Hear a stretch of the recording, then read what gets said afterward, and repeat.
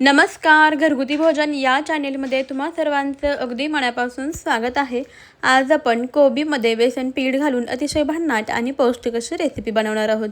चला तर याचं आपल्याला काय बनवायचं आहे ते पाहण्यासाठी व्हिडिओ कुठेही स्किप करू नका.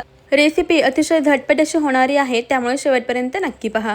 सर्वात अगोदर तर इथे आपल्याला कोबी घ्यायचा आहे. आता कोबी पहा, अशा पद्धतीने आपल्याला उभ्या आकारामध्ये पातळसर असं चिरून घ्यायचं आहे. कोबीपासून आपण एकतर मंचुरियन बनवतो किंवा मग नूडल्स बनवतो, मग तरच घरातले कोबी खातात, नाही तर कोणी कोबीची भाजी खात नाही.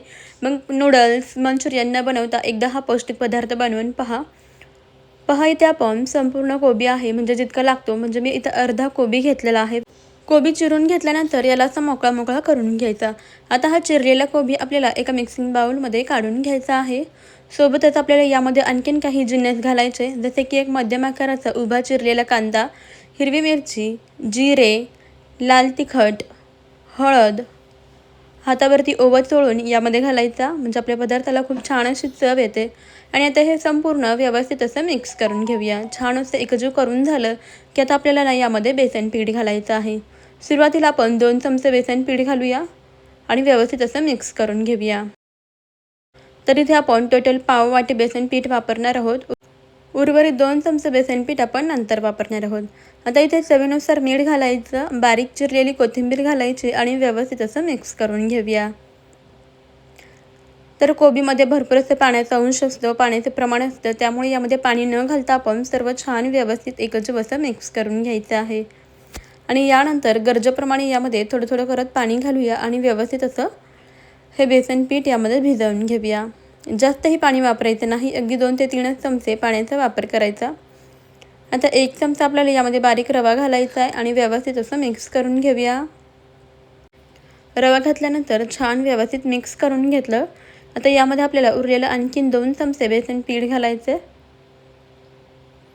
आणि व्यवस्थित मिक्स करून घेऊया. टोटल इथे आपण पाव वाटी बेसन पीठ वापरले. तर पहा, आपण अशा स्वरूपाचं मिश्रण बनवून घेतलेलं आहे. आता जरासं पातळसर असं याला बनवून घ्यायचं आहे, त्यामुळे गरजेप्रमाणे 1-2 चमचे पाणी लागलं तर वापरायचं आणि अशा पद्धतीचं हे मिश्रण बनवून घ्यायचं. पहा, या स्वरूपाचं इथे आपलं हे कोबीचं मिश्रण तयार झालेलं आहे. याची कन्सिस्टन्सी पहा अशा स्वरूपाचं आहे. बेसन पीठ वापरले, जितकं याला बाइंडिंग हवं आहे त्यानुसारच आपण बेसन पिठाचा वापर केलेला आहे. आता ना सर्वात शेवटी आपल्याला यामध्ये आणखीन एक गोष्ट घालायची, ती म्हणजे 1 चमचा दही घालायचं आहे. जास्त आंबटही नाही, ताजं दही घालायचं आणि व्यवस्थित असं मिक्स करून घ्यायचं. तर इथे आपलं कोबीचं जे मिश्रण होतं ते तयार झालेलं आहे. चला तर आता आपल्याला याचं काय बनवायचं ते पाहूया. आता लगेचच ना गॅसवरती तवा ठेवायचा आहे. तवा व्यवस्थित असा गरम झाला की याला ना तेल लावून घ्यायचं आहे. इथे मी तेलाचा वापर करत आहे, हवं तर तुम्ही तूप वापरू शकता किंवा बटर वापरलं तरी पण चालेल. संपूर्ण तव्याला व्यवस्थित असं तेल लावून घेतलेलं आहे. आता तयार केलेलं कोबीचं मिश्रण आपल्याला तव्यावरती घालायचं आहे आणि याला व्यवस्थित असं पसरवून घ्यायचं, गोलाकार बनवून घ्यायचा आहे. तर इथे आज आपण बनवत आहोत कोबीचे पॅनकेक. बऱ्याच जणांना कोबीची भाजी आवडत नाही, पण असे छोटे छोटे पॅनकेक बनवून पाहायचे, चवीला खूपच भारी लागतात. तर तुमचा तवा जितका मोठा असेल त्यानुसार एकाच वेळेस तुम्ही 2 ते 3 पॅनकेक असे बनवू शकता. तर पहा, इथे मी तव्यावरती 3 पॅनकेक एका वेळेस बनवून घेतलेले आहेत. हे पॅनकेक अगदी झटपट तयार होतात आणि कमीत कमी तेलामध्ये सुद्धा तयार होतात आणि चवीला तर खूपच भन्नाट लागतात. तुम्ही लहान मुलांना टिफिनसाठी देऊ शकता. संध्याकाळच्या सकाळच्या छोट्या मोठ्या भुकेसाठी हे पॅनकेक नक्की बनवू शकता. आता बेसनच्या पदार्थाला ना शिजण्याकरता जरासा वेळ लागतो, त्यामुळे अगदी बारीक गॅसवरती याला व्यवस्थित असं शिजवून घ्यायचं. आता थोड्या वेळानंतर वरच्या बाजूने आपण थोडंसं तेल लावून घेऊया आणि एक 4 ते 5 मिनिटे झाली की याला पलटून घेऊया. पहा, हे पॅनकेक अगदी व्यवस्थित असं सेट झालं की याला पलटी करून घ्यायचं आहे. खालच्या बाजूने पहा भाजलं गेलेलं आहे. आता आपण सर्व पॅनकेक पलटी करून घेऊया. वरून थोडंसं तेल लावून घ्यायचं आणि पलटी करून घ्यायचं, म्हणजे वरची बाजूसुद्धा खूप छान अशी भाजली जाते. जितकं तुम्ही याला बारीक गॅसवरती ते मध्यम गॅसवरती भाजून घ्याल ना, तितकं हे चवीला खूप छान लागतं आणि अगदी खमंग असे भाजले जातात.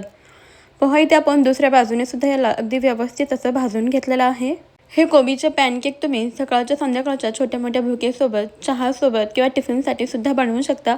बनवायलाही झटपट तयार होतात. यासाठी आपल्याला कोणतीही पूर्वतयारी करावी लागत नाही आणि महत्त्वाचं म्हणजे अगदी घरामध्ये उपलब्ध असणाऱ्या साहित्यांमध्ये आपला हा चविष्ट आणि पौष्टिक असा नाश्ता तयार होतो. अगदी कमीत कमी तेलामध्ये तयार होतो आणि खायलासुद्धा खूपच जास्त पौष्टिक आहे. तुम्हीसुद्धा अशा पद्धतीने कोबीचं थालीपीठ किंवा हे पॅनकेक एकदा नक्की बनवून पहा. ही रेसिपी तुम्हाला कशी वाटली ते मला कमेंटमध्ये जरूर कळवा. आवडली असेल तर लाईक करा आणि आपल्या घरगुती भोजन असेल मराठमोळ्या चॅनलला नक्की सबस्क्राईब करा. त्यापुढील बेल आयकॉनसुद्धा प्रेस करा म्हणजे येणाऱ्या नवीन व्हिडिओचे अपडेट सर्वात अगोदर तुम्हाला मिळतील. त्याचबरोबर तुम्ही आपला आजचा हा व्हिडिओ कोणत्या शहरातून किंवा मग कोणत्या गावातून पाहत आहात ते मला कमेंटमध्ये नक्की कळवा.